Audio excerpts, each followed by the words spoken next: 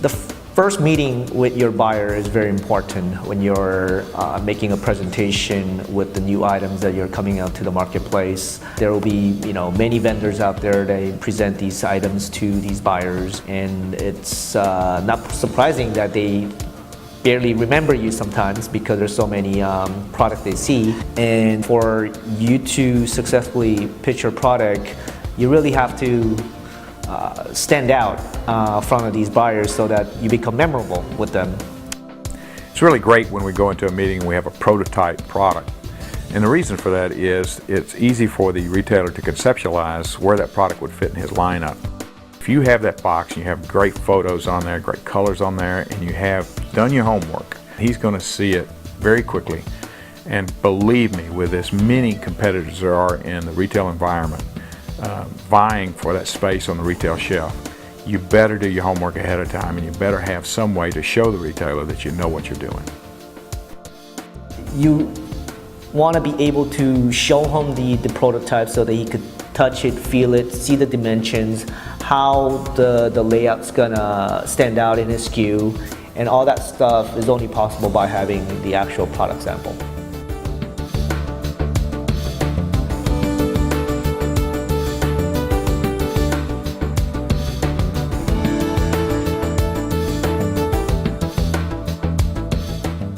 Being able to create a prototype for a customer is a unique service for that customer, primarily because we're able to kind of do R&D for them. The Roland equipment, we've been able to create relationship with customers that we did not have the ability to do so before, primarily because we're able to get involved in the ground floor of the marketing department. When the marketing manager comes out and says, I need to do a prototype, before the Roland equipment, we just didn't have a solution for them. And so we were able to develop that relationship with them from the beginning phases of that initial product launch.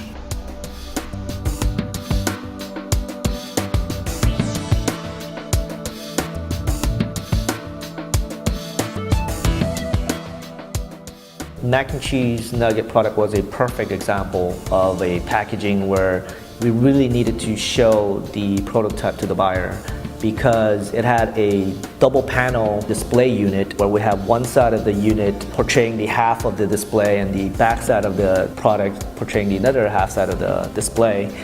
And for us to explain that to the buyer, I don't think he would ever understood unless he saw those prototypes and visualize how that's gonna look in the stores. With the Roland equipment, you can print directly onto the actual board material that the customer is requesting.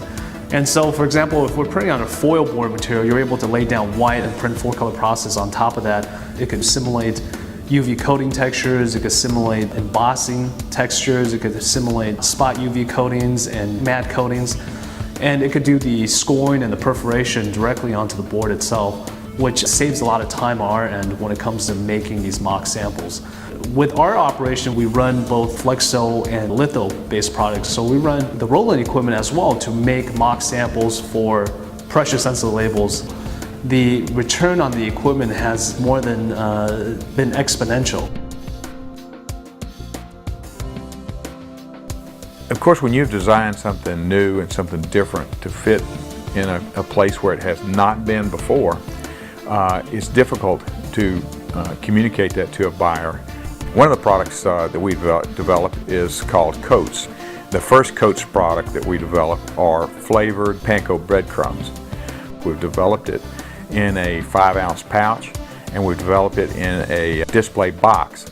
Now, the display box is perforated so that you can rip the top off of it and place it there in the meat department on display.